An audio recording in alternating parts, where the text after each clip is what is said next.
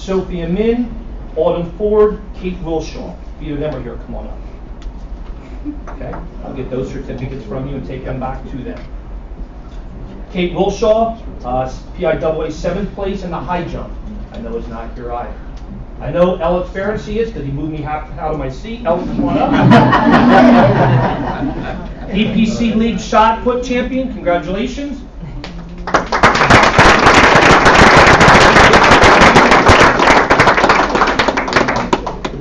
Congratulations. Thought I had a good seat back there until we sat down. Congratulations.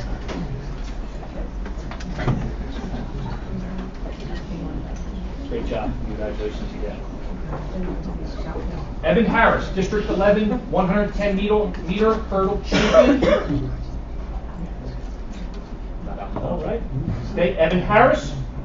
Marcus Williams, District 11, 200 meter champion. Come on up.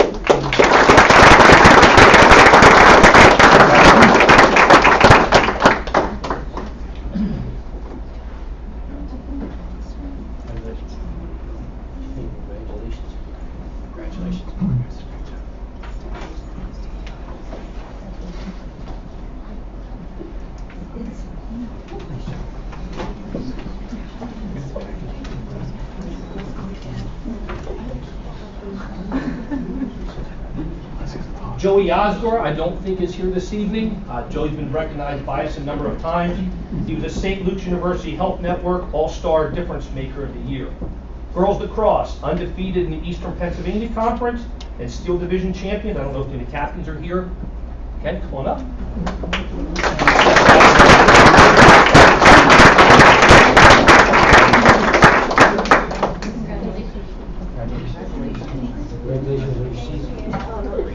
What a great season. These young ladies as seniors really put Eastern girls across on the map. There's one foe out there that we're going to take down in the playoffs one year. It's a school a couple miles west of here, Reading Gray. So we'll get them one year, and unfortunately this year we beat them in the regular season, and then they beat us in the playoffs. We have Coach Bobby Joe Powell here, St. Luke's University Health Network. You're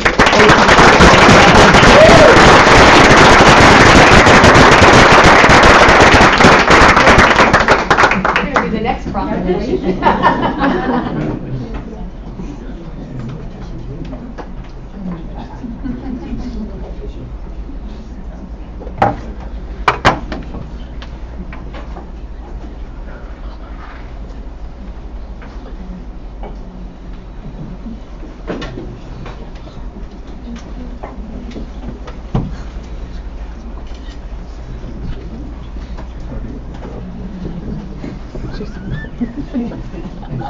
Coach Rich Horner, morning call girls track and field coach of the year. Coach Horner, come on.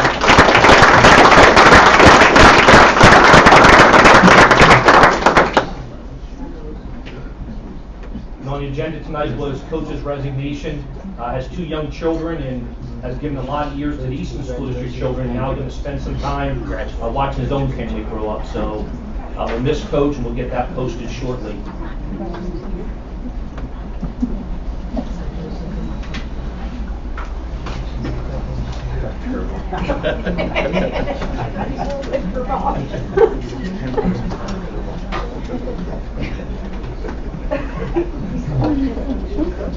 And then Alessa Jacob. Woo!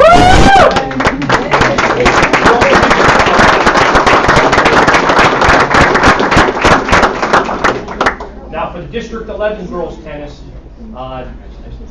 the league picks one out of 18. And District 11 encompasses about 52 to 55 schools. And last week of the ceremony, even though girls tennis is held in the fall, they have a combined boys and girls tennis banquet. And that's the first in Easton boy or girl has won the District 11 tennis champion scholar athlete award. So congratulations.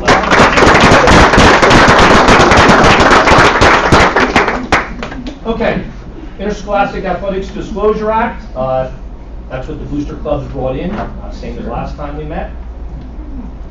The next part there, the SAC council members, we're going to miss Enzo Mortalucci, who was here tonight, Courtney Grunhauser, who is here tonight. They're graduating, and we're going to replace the two of them with our junior male rep, Dominic Falcone, based on the coaches giving me nominations, and our junior female will be Lindsay Geiger. So they will take over for Enzo and Courtney, so good luck to them in the future. Eastern Pennsylvania Conference Spring Scholar Athletes. Boys lacrosse, Christian Combi, come on up.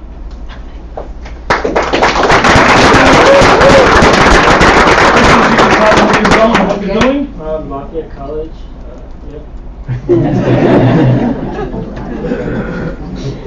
Christian won the Scholar Athlete for boys lacrosse out of all 18 schools in our conference, so that's a heck of an accomplishment.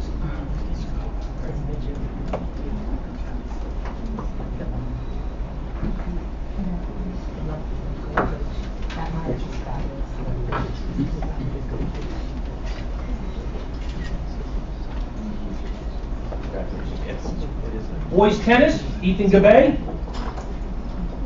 Set that to the side. Softball, I did see Courtney Grunhauser. Come on up.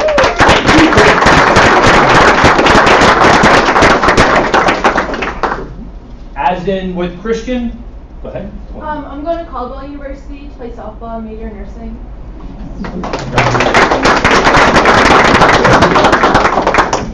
And Courtney was also selected out of the 18 schools, the EPC softball scholar athlete.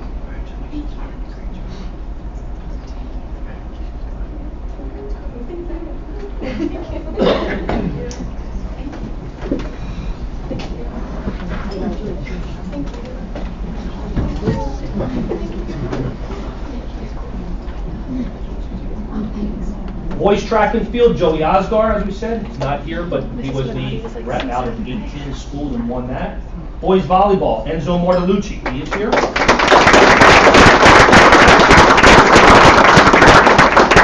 You know where you're going? Where you're going to go? I'm going to Ithaca College to play football and study chemistry.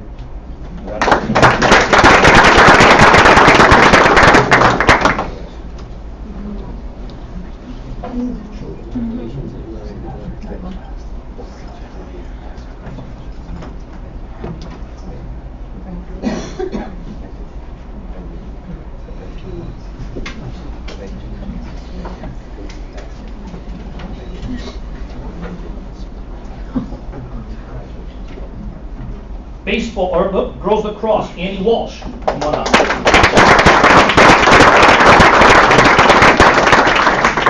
I'll be going to Rutgers University to play field hockey and major in business. Good luck.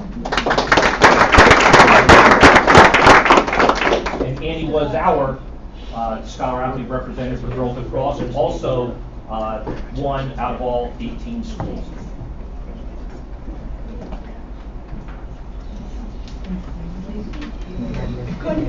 You are? Yeah. Well, I can't. She has two older brothers, both went in the military, and I think Annie's the toughest out of all three kids. I know, I'm going to stay for it. Baseball, Cameron Hubbard. Woo!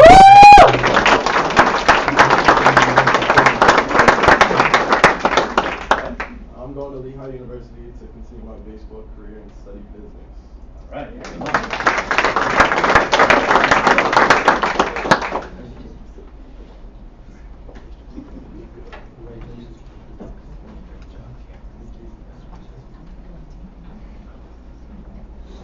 He's going to leave immediately because he has a baseball game going on in high school right now. The Mountain League, so. Thank you. I told him to wear his uniform, he didn't want to, because it's not appropriate. No. All right, congratulations, good luck. Thank you.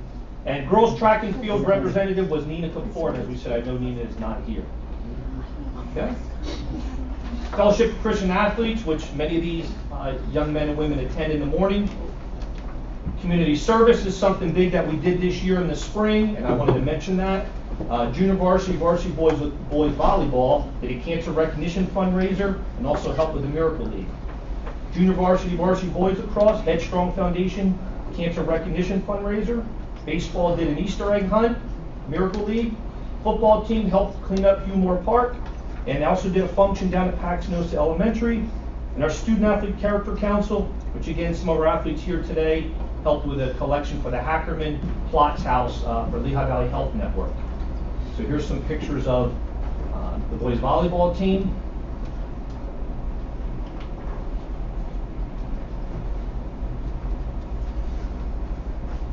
Boys lacrosse, what they did. The football team down at Gilmore Park. Football team at Paxinosa. JV baseball team. So we did some nice community service with the athletes.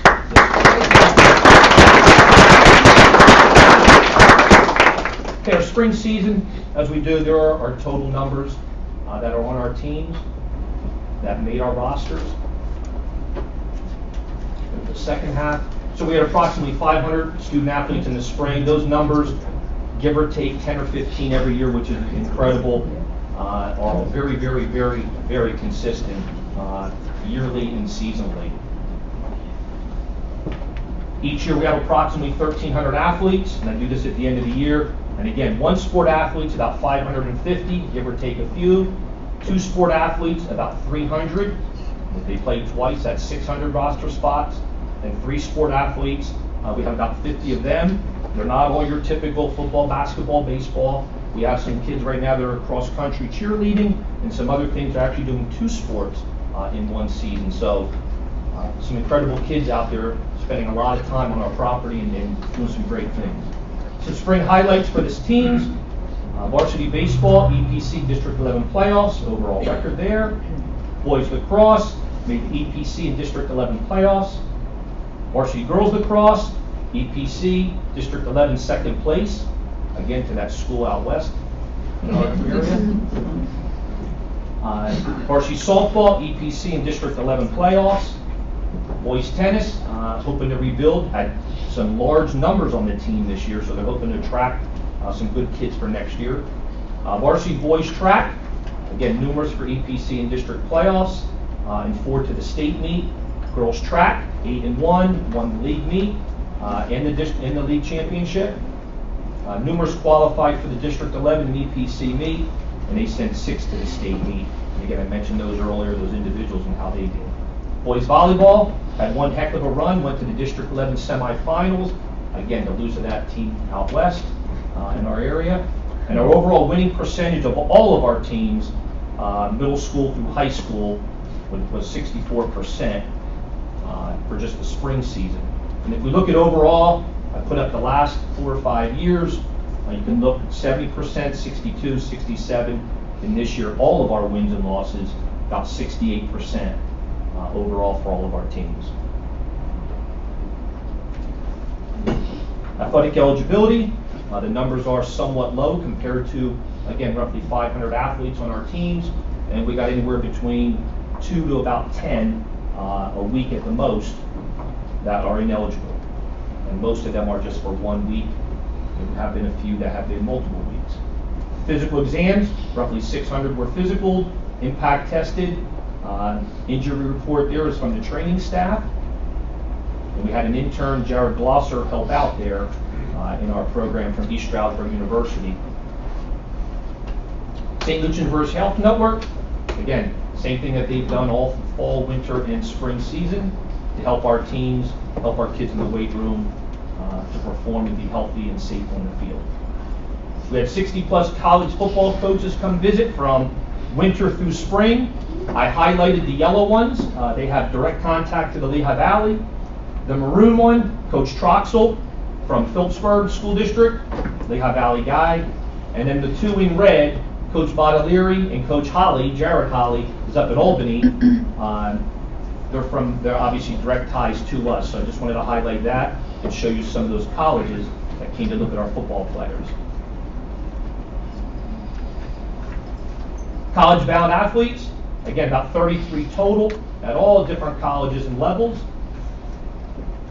That was our first signing on February 6th. And some of those student athletes are with us tonight and where they are going and what they play. And then we just had a signing on May 23rd in the gymnasium and another group of student athletes where they're going, a combination of walk-ons to full scholarships. Gavin Kraser at the very bottom there, He received his letter from North Carolina State after we did the signing, so I just have a little note there for him. And I did a little recognition for him the other day in the office. Athletic Department revenue to date, about $190,000 we brought in based on ticket sales and all the other things that we sell and vend out.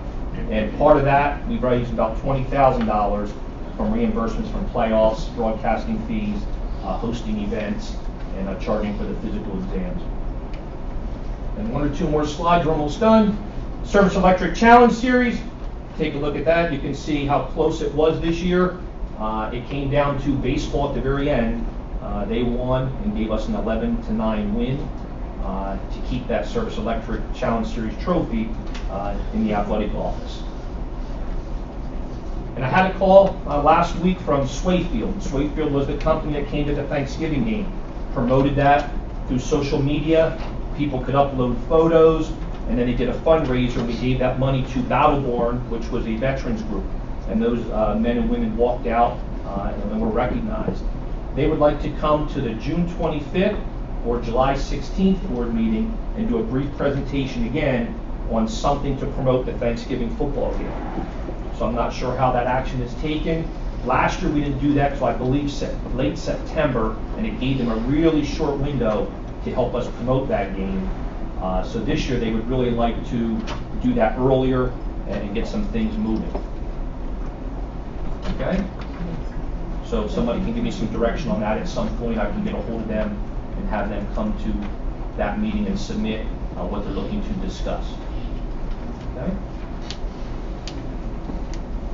And that's what that looked like last year. And there were some of the pictures that people uploaded and promoted and showed their school spirit and Thanksgiving spirit to help promote the game. Okay, that concludes that report. And at this time, they're free to go unless anyone has any questions for any of them. Just before I want to extend congratulations to the student athletes that have been honored this evening for all that you've given to the Eastern Area School District, both academically and through your athletic pursuits. And certainly want to wish you well as you continue your athletic and academic career at your various colleges. Certainly congratulations and thank you to the parents, because obviously the parents play a key role here in supporting their children in their endeavors. And I hope at some point that the children take a special moment to thank their parents for everything that they do for them. And certainly it goes without saying thank you to our athletic coaches and our athletic trainers who work with our student athletes.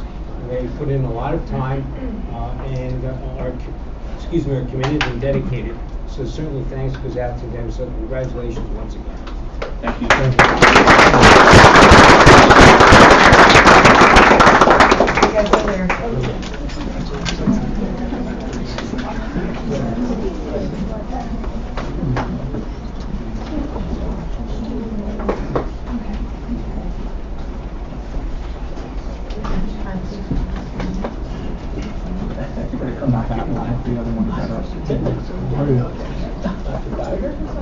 Okay.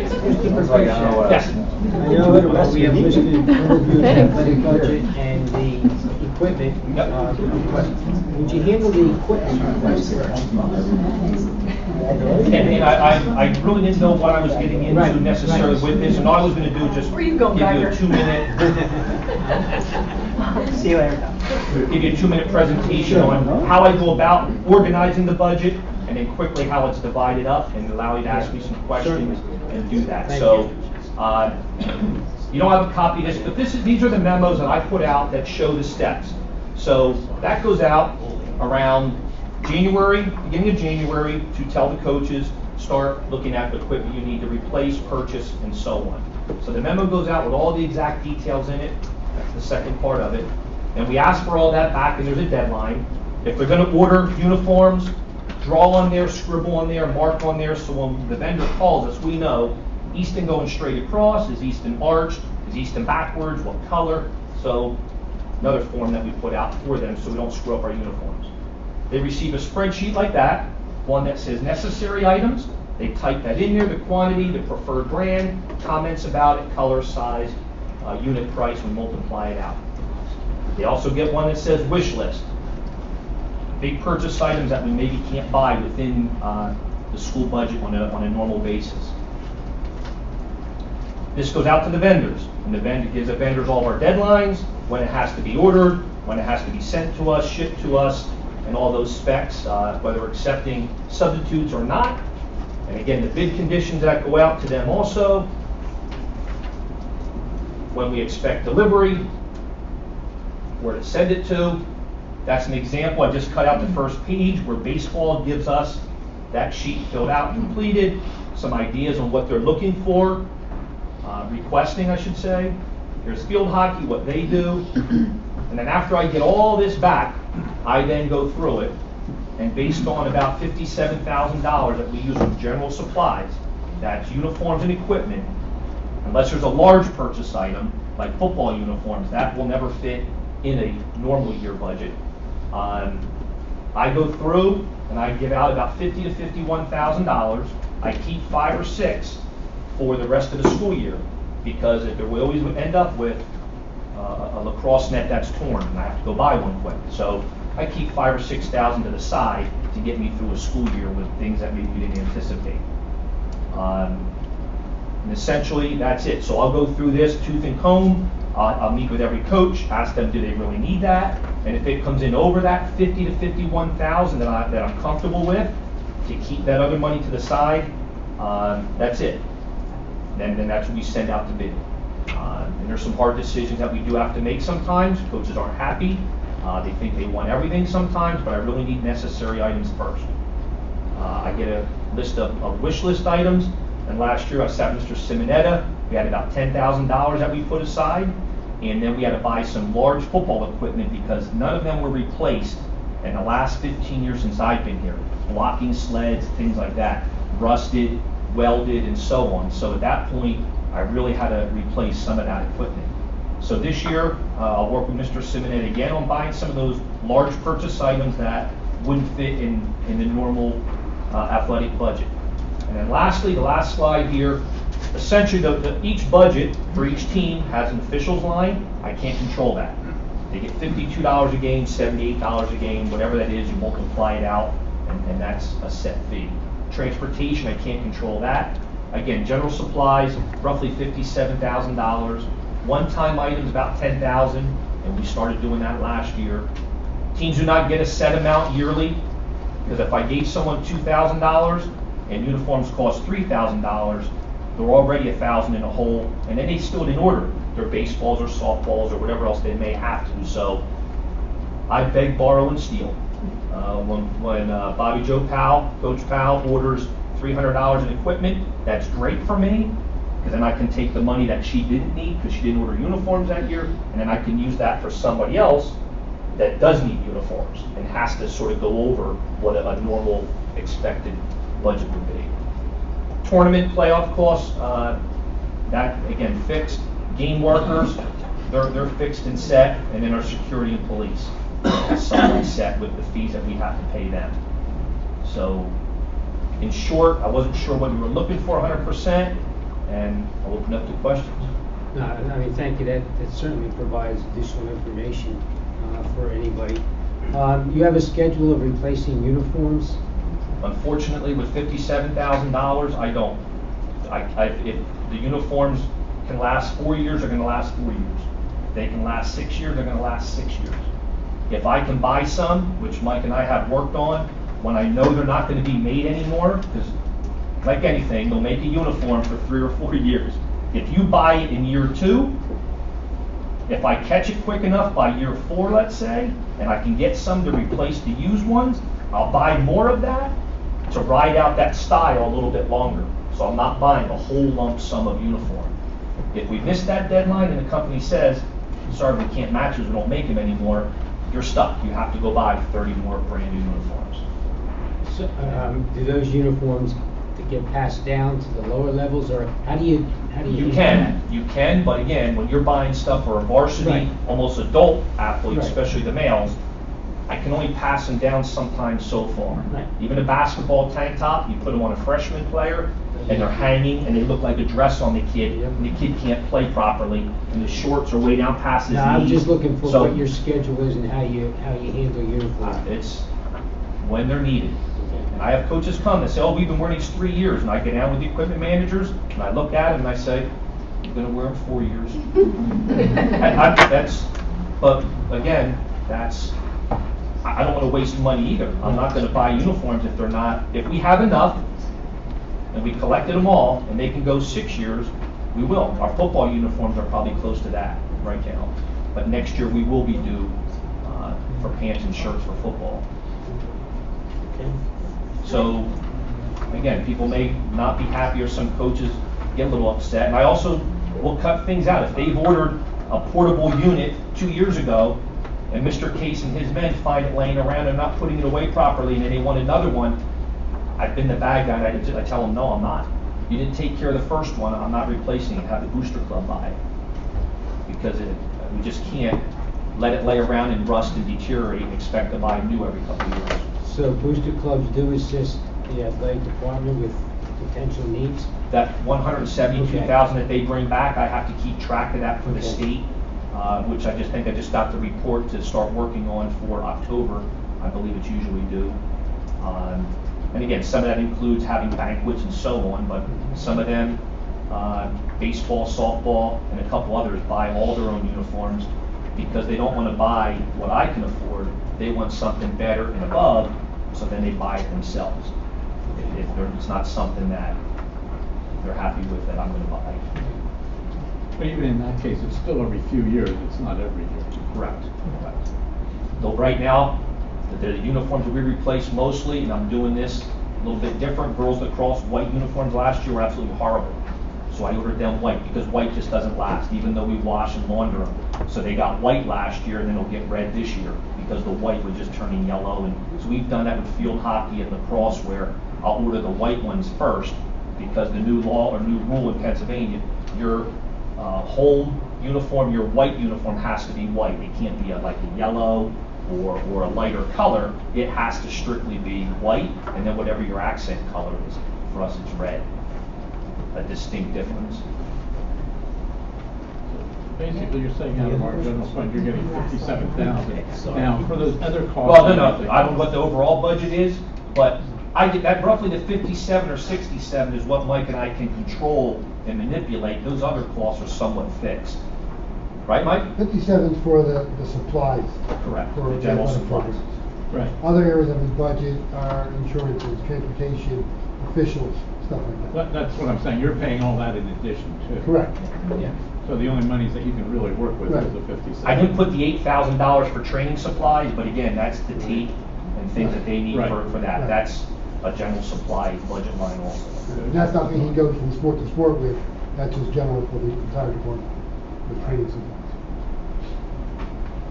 That was, when I first started 15, 16 years ago, about 87,000. When we hit the major budget crunch, I forget what year that was, when we cut programs, we cut assistant coaches, that we whittled down drastically, and I somewhat made it work with that. So there is no rotation that every 3 years you get new uniforms, no matter what they look like, because there's not enough money to go around to do that all the time, unfortunately. Before that cut, Jim, was there enough money to go around and do that?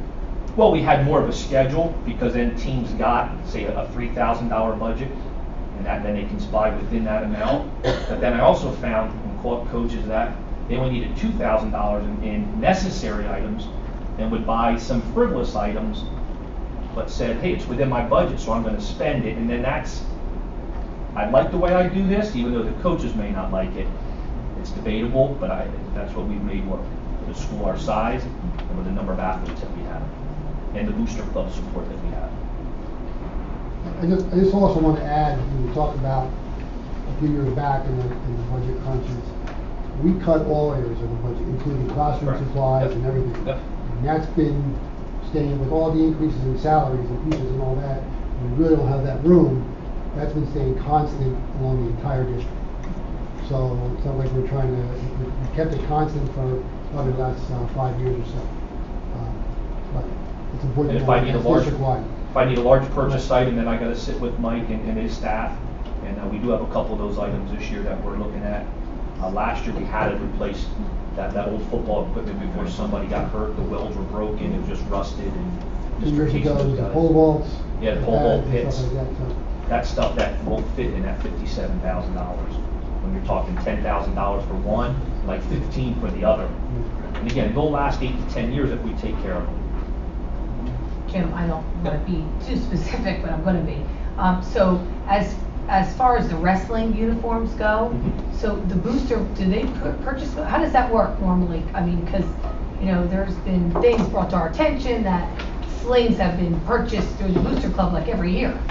So could you just clarify that? Like, have we purchased uniforms for them? They might buy them a special uniform. Okay, I think Coach Powell buys something special for her kids when they go to the league. That's only 7 kids. When they go to Okay. league, districts, or states, and they wear a special uniform for that. But their normal cross-country meets all during the year, they wear our uniforms. okay. But okay. she, I believe, has a special one that those kids And wear wrestling too, cross-country. wrestling? Wrestling, they do that also, but wrestling also has, I think, 13 sets of singlets. Okay, okay. Thank you very much for clarifying. So when they go to a tournament, they can take 3, 4, 5 different ones. Some aren't as new as the others, but But if they need them and they put the budget in and it's a necessity, you're going to get them. and they did. They got new ones last year, and I believe the junior high got 30 new ones last year. Thank you very much. And I think, Mr. Stemmer, we would have that in the report, in the record. Varsity and junior high both got brand new ones this past year. Any other questions for Mr. Boucher? Okay, Jim, thank you Okay. very much, appreciate it. You're welcome. Thanks, Thank you. Jim. That was Thank you. great. Yep. Jim, you wanna- Yes, she's gonna stop in. She can home late tonight. I work with her mom. Okay. Yep. The next item on the equipment request, I don't think so. is that on the agenda, George? It's on the agenda, I thought that was all encompassing with. all Okay. the- Yeah, I Okay. did. I did too. Okay. All right. Is there something else? Sum it all up. No, thank you. Okay. You're good. The certificates? Oh, okay. All right, thank you. Thank you very much. Thanks again, Jim. You're welcome. Thank you. At this point, is there anyone in the public who'd like to be heard on the agenda items that were reviewed this evening? We have nothing in terms of upcoming agenda items for a vote at this point, okay? Go right ahead. Okay, so it's brought to my attention that we have a facility that would like to donate a lot of equipment to our weight room. And so I'm just trying to find out if there is discussion or consideration being had for the weight room at the high school improvements. Jim or Mike, I mean, donation of The coaches got together to bring some proposals to myself and Mr. Case and looked at the equipment room and weight room down there and what we could do in flip-flop and things like that. And I think they think it's an easy fix. And Mr. Case will tell you it's not as easy as we think, correct? That's correct. Right now, everybody wants to work out from 3 to 5, and I get it, we all can. The weight room is small for the size of our school. Of the 18 schools, we're probably 16, 17, or 18. Administratively, and at the athletic committee, we talked about it briefly, and I think we've agreed to a point that we have so many other building projects going on at this point that it's not going to move forward, at least immediately. I don't know, Mr. Case, we said about maybe getting Dewey involved? I think Mr. Or- Case looked at a solution in the interim, though, that can provide more space. It is not what the coaches brought forward. Right. But what the coaches brought forward was, it's not a quick fix. There are ventilation, there's HVAC issues, there's things that would need to be done. And so what Mr. Case did was look at ways that we can expand the space, and that his crew can do. And that's certainly, I think, been on the table. It has not been received quite as well as we had hoped, because it's not the perfect solution. But it's a solution nonetheless that will allow us a bit more space in our control parameters. And we would have to sit with St. Luke's to say exactly how much are you talking, to buy equipment, because if we're looking at increasing more and more pieces and units, they're not cheap either. So we would have to really sit with them if we would move forward and do the project that Mr. Case talked about, and then what that cost would be and how much they would put into that for us. So is that something I can refer Yeah, to the? I'd like to see a design and a quote. I'm I just mean- asking if I can refer that then to the athletic Sure. committee group to. Yeah. Yeah, Yeah. And I would assume we're gonna meet maybe the next couple of weeks to finish out the season. probably sometime in July, Okay. Mhm. okay? Thank you. Early July, Yep. okay? And it. So, you know, I mean, I actually met with their group, and what they were looking to do was to move the existing equipment room into where the existing weight room was. Well, there's some major outstanding things that we have to do. Number one, where the equipment room is now is not air conditioned. Where the weight room is now, it's air conditioned. Number two, the washers, the dryers, there's a drainage pit, all that would have to be moved into where the weight room would be, which would be a significant cost. We proposed to move a wall that would take some of the equipment room space up, but it would also enlarge the existing weight room, not to the square footage that they were looking for, but it was pretty close. They wouldn't get the office. I mean, part of that, they would end up with an office in there and everything. But we looked into that, and by making this enlargement, the air condition that's in the existing weight room would be sufficient to carry the additional space.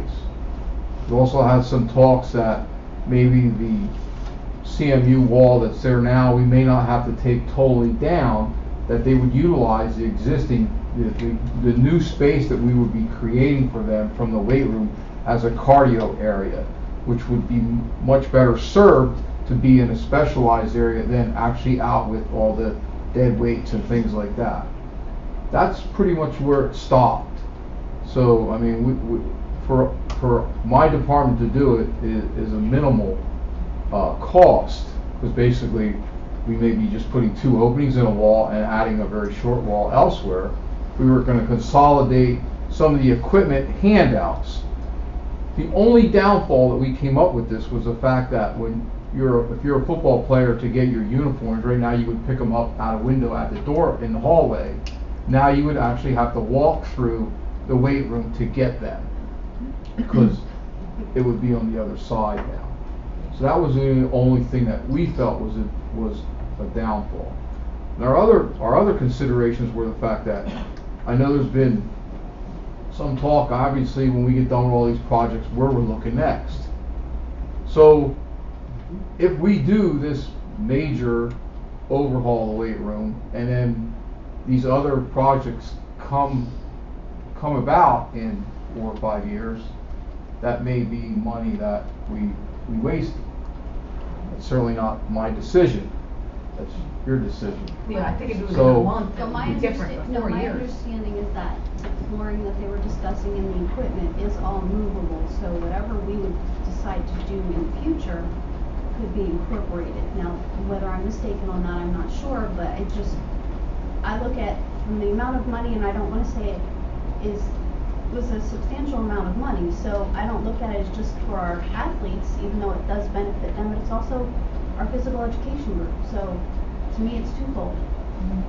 Well, First of all, we just- can't talk about anything we haven't even seen yet. Yeah. So, we would My need to point see. really was just that it was brought up, and so I'm bringing it forward, and Yeah. this is athletics, so. Yeah, and I would this say, was- when we do have our meeting, make sure we have pictures, and if we're gonna do it in-house, certainly you'd be able to provide us some We can. cost prices, so Absolutely. that we can look at it. Absolutely. Well, Mr. Chandler, is that going to be like at the August meeting then, the August committee meetings, or? Well, We're gonna have an athletic meeting there'll be an first. athletic committee meeting with Billy and I, to be able to try and get some of the information ahead of the August committee meeting. And then we can see full presentation, Correct. Jim would be back at that Correct. presenting and Correct. everything else. Yeah. Yeah.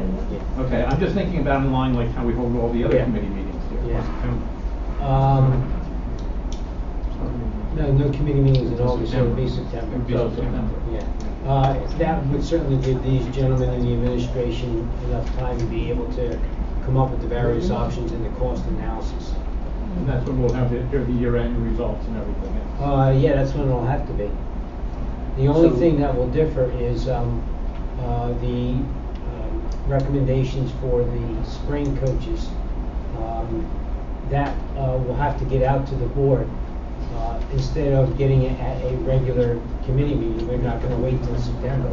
So that will have to get out to the board, and then the board will act a July or August meeting. I'm planning on July. I have 3 more evaluations to sit with coaches over. I mean, Mr. Geiger will that's sign the only them. time, because we have no committee meeting in July or August. It's the only time it works that way, so we'll get it out to the board ahead of time. So Anything else? do you want me to sit with St. Luke's or ask them what that figure is? Well, I would say somebody should at least get. Is that- Tim, I think we can start Get coordinating ahold of John Hall. that with Tim and St. Luke's, and we'll start that process to present to this committee. Okay? Perfect. Thank you again. Thank you. Okay, with that, thank you, Mr. Iago, for indulging me out of order. Okay, and we'll move to your academics, educational technology, and student support. Thank you, Mr. Kendo. The AIU report is in the board packet, members. We have 2 presentations tonight, I believe, from Mr. Collins, right, on science ebooks, and then a marine educator workshop.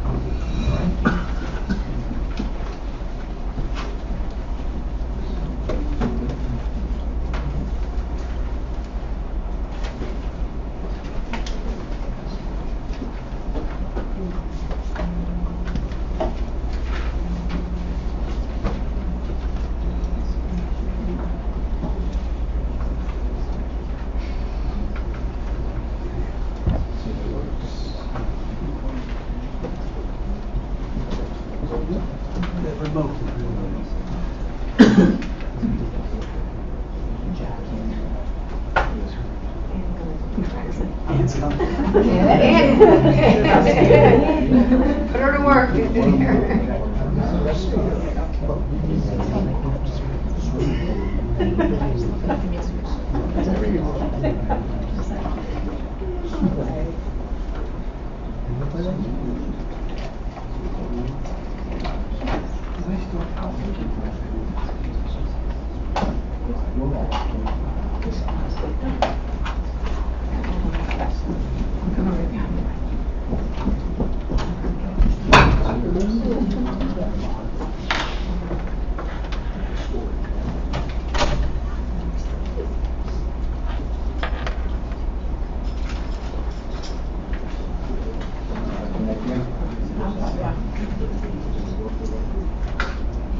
There we go. All right, thank you everyone for your patience. As you can tell, I'm not the best with technology, so I did bring some help here this evening. We have Mr. Roof, our science coordinator at the middle school through grades 6 through 8. So what we're going to talk a little bit about during our first presentation is some OER. How many of you guys know what OER is? Open Ed Resources. Have you ever heard of them before? Okay, I see a couple of head nods. So truly what this is, it's just, there's so many different resources that are out there available. There's free educational resources, there's tons of websites, tons of business partners, Intel, Amazon, Google, Microsoft, to just name a few, but there's so much money that's infused out there for math and science nowadays. So when we were looking at things that we can do to upgrade the curriculum within science at the middle school, this was one of those options. And I have to give a shout out to Mr. Cuck, for his research skills and being an integral part of, working with our science team there at the middle school as well, is that, stumbling across the CK12, it truly is, it's just a plethora of information. And a quick little overview of it, the executive director or CEO of this is a wife of a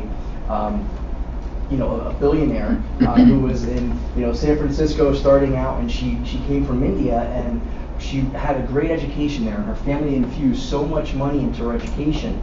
And then along her lifetime there is that she met some people from New York, an inner city school, went to the school, saw how things were, and it shocked her, is that, you know, truly education should be all-encompassing. It doesn't matter how much money or how much money you come from or where you live, that education should be free for all, and it should be the same education, you know, very high rigor.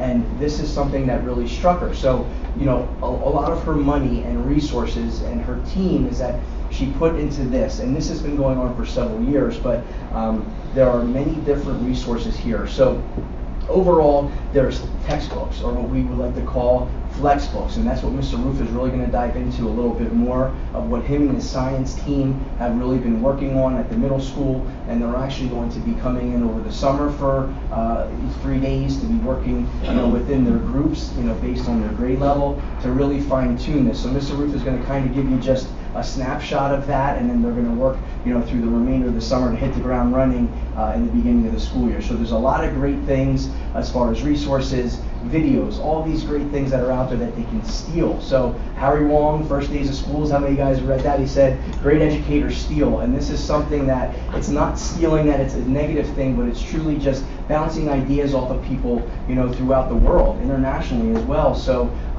it's just really a lot of great resources. So without further ado, Mr. Roof, let me just see if I can get you up to this website. All right, there we go. Good evening, everybody. So what we did is with CK12 Foundation, since it is all free, that was the big thing that we ran into, is all that's there is it's free. So it first started off with a conversation between myself and Mr. Cook with three options that were presented. One was looking at a new textbook through Press Hall or Pearson.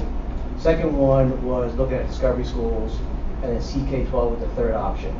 And when you said CK12, I actually have heard of this at an in-service maybe about 2 years prior, and I just filed it away, bookmarked it, and really didn't look at it until we started talking about it.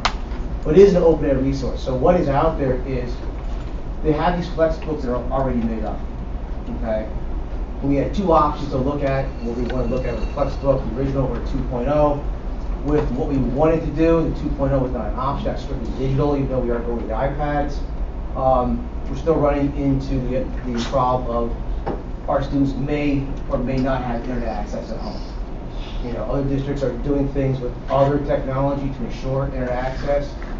iPads, not so much. With the CK12, it's what I like to call an Omni site. Okay, you can ask an Omni app. It'll run on anything. It'll run on a phone, it'll run on an iPad, it'll run on a Chromebook, it'll run on your desktop. So whatever we decide to use, the kids will be able to access it. We didn't go with Discovery School because when I went to Discovery School training to Discovery Ed, they don't play well with Apple. The presenter said there were a lot of things that were not up to date with Apple they're looking to bring into the future. So that then right there cut them out. Even though we have access to Discovery School, to the videos, Discovery School, everything is there, but what they call their textbook is what they call it. It'll come to me. Was not an option. My kids had to use that in their school district. They didn't like it. They said the site kept on freezing. Whether it was a hardware issue inside the school or is what actually with Discovery, I didn't know, so kind of cut that out. So look at CK12 further. They already have the flex books made up. So what we did with our curriculum, 6, 7, and 8, 6th grade being environmental science, 7th grade being life science, and 8th grade being our earth and space. We found the flex book, copied it, we made it our own. So we can add, delete as we go through. So chapters that we're not going to get to, we don't need in this flex book, we took out. Okay? Even certain sections of chapters we could take out. So we read through the whole entire thing, deciding, well, this is what it is. So it was a team of 2 from 6th grade, 2 from 7th grade, and then 2 from 8th grade that went in developing these flex books. So there you see the Eastern Area Middle School site. Mr. Cook just put that together. There's our 3 text flex books. They're all right there. The idea is, right now those covers are a little bland. We're going to have the kids do a little contest to design the cover for the flex books for grade 6, 7, and 8. So right now we're in the rainbow color.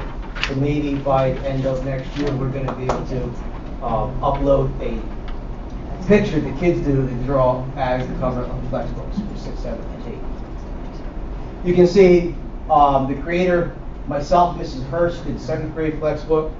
I went through and read it. She just on a computer. So whoever was typing in and logging at the time is the creator of the Flexbook. And you can see for 6th grade, Mrs. Renzi was the creator, although her partner was going through. And then for 8th grade, we have the Wolfpack, Jake and Terry Wolf. So Jake is the creator of that. I'll just go on the 7th grade Flexbook. So an option that we are preparing for and worried about at the middle school, like any school, is the internet. All right. You got to have a way to still deliver instruction when your internet access goes down. All right. With the Flexbook, with the original Flexbook that we have, we were able to PDF this. So now we'll be able to, kids will be able to download the PDF version of the book right to their iPad. We can have it online. Bless you. They can download it right to their iPad. So when the internet goes down, and it's gonna go down, how many times is it gonna go down? We don't know. All right. They'll be able to log on to the PDF version, and they won't be able to do the videos that are there, but they'll have the textbook, so they'll have an option to go on and go through the daily lesson. So it's a way to get around some internet issue. All right.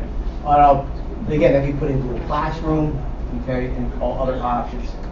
So what we're going to do over the summer, and watching tomorrow, what we're going to do is really look at our curriculum maps, look at our timing, rearrange our timing to go through from September through June to make sure the weeks we have for our current topics, okay, lines up.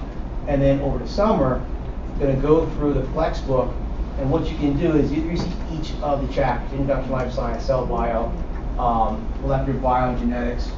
Whether we're going to assign the whole module for a student to do, there are real-world applications, the videos that are in there, what we call clicks. It's a little pre-assessment. The kids have to go through, and they will get reset to how many they get right as a pre-study, or us to judge where the kid's readiness is to move on with chapters. Some have more of a readiness than others. So they say you need to get 6 out of 10 questions right before you can go after dive into the lesson. Been playing with this with my advisory class. It's a shock for the kids, because I know something that we see as we go through with doing some of the benchmark testing with some of the kids, and this, they just want to go through and hit C, I'm done, move onward and upward. But if they don't get them right, it doesn't allow them to move onward and upward. So it's going to hold them accountable to go through these structured lessons as we have set up, and that's what one of the ideas having student accountability. So let's just click on like the cell bio. Let's see what comes up. All right.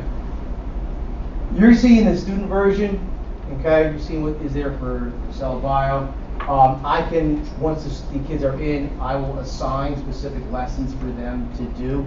And what is nice is that the sidebar CK12, it remembers everything. Every mouse click that the teacher does, it logs, it tracks it, so it's there. Okay. So if I do something, I can go back to a previous mouse click or previous action and then fix it. I can get tests through this. I haven't gotten way too far into that option yet, all right? But that is a possible option. So you're going through here, your introduction, you go through cell bio, okay? Here your chapter outlines, again, compounds, DNA, we'll hit DNA, everybody's DNA. So here's an example of the whole entire unit. Pictures go in, the kid doesn't know what a cell is, because what a cell is. Okay, look at the screen, and click on it. And it takes them to other practices on all cell related. Okay. And then there you see the practice as far as practice cell questions. They can go back and review cell stuff. So what I would say about this is that, we talked a little bit about free, right, and the cost, and you guys are well aware of how much textbooks adoptions cost, right, and then all the supplemental material, or the ebooks that come along, and then the publishers, they get creative with, let's just say AP or some of these other places out there, and they change the standards, or they come out with a new revision, and then we're struggling to keep up with, affording those upgrades, getting them out to all of our students that need it. This is truly, just one of those components that we looked at as far as cost. That's a great, benefit. But the other pieces that are truly beneficial are, it's truly customizable, to meet those students' needs. And we talk a lot about personalization for those students, is that, we need to adapt or modify certain things. We can set the different levels within the system. We can work through, and it's engaging to the students on their level. So this is going to continue to be a work in progress, and by no means an end-all be-all for all of our curriculum needs, but it is truly, if you wouldn't mind, let me just go to this page here, just kind of a brief overview of some of the content area within math and science.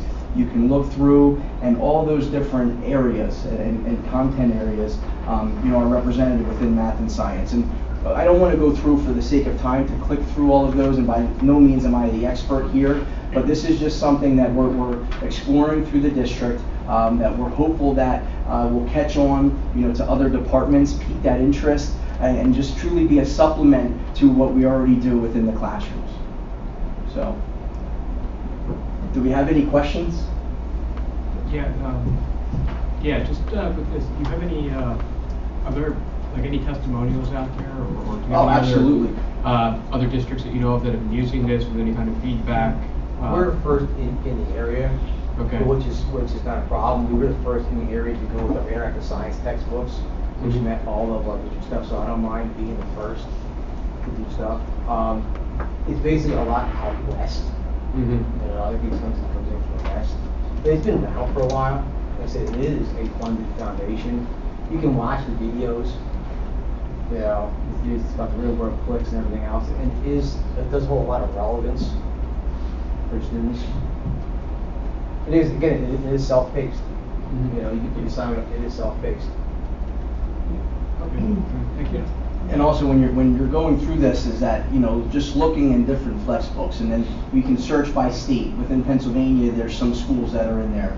Again, it's based off of what that content area is. That somebody can steal a little piece from that or a little piece from that and incorporate that in. Just constantly making those revisions, along the way as they're getting feedback from their students, as they're looking at their formative assessments and summative assessments results, and just talking with them to try and make those changes along the way. So it is truly, it's interactive, it's customizable, and we can make adjustments on the go. Even some of the study guides say right on it, developed by students for students. So it puts it into their terms. I found a lot in the bio section, not so much what we've been in, but it's for the site, pulling out of the bio section. So you put it in the kids' language, they're going to understand it. So it says right on, developed by kids for kids. It's my job to check the content, which is not an issue. So with this, they won't have any more textbooks that way? This will be their book. So if they're book. opening up their iPad, open chapter, open up CK12 app, No. or go to the book and look at the page. And now they're not taking their iPads home yet at that grade level, but when they go home, they'll be able, because you mentioned the PDFs. So if you do it as a PDF, will they be able to pull their PDF up at home? You get it offline. If they take their iPad home, they pull it up offline. Or if they can download it on a device at home, That's with right. sporadic internet access.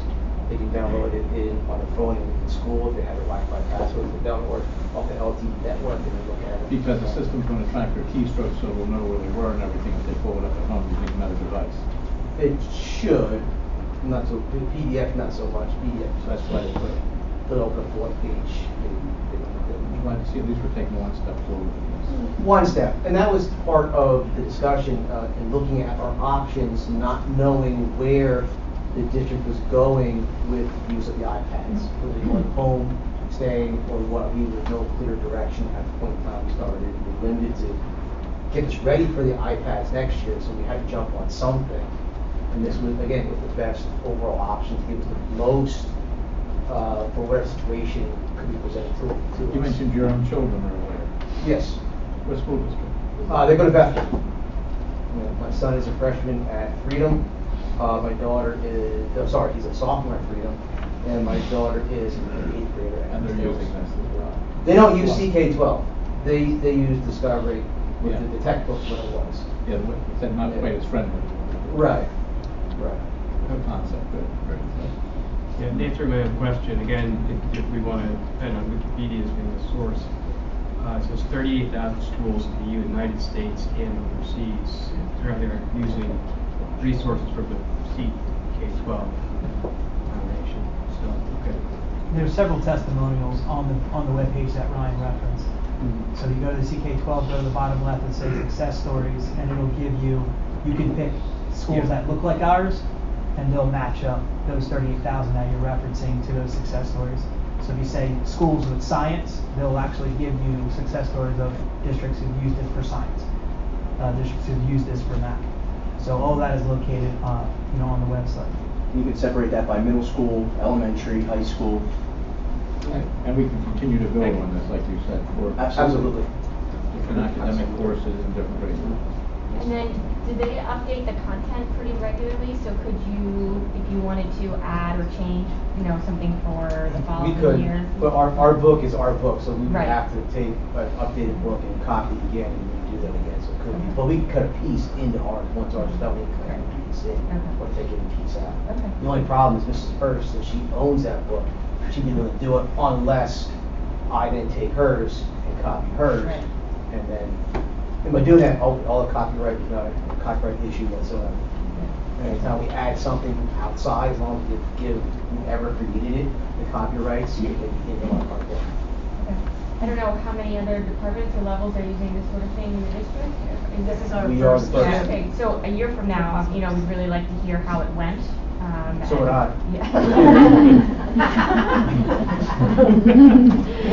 And therefore, where else we might want to roll it out. So, thank you. Are you drawing from CK12? CK12 directly. From another source in terms of experiments or live workshops or presentations? It's all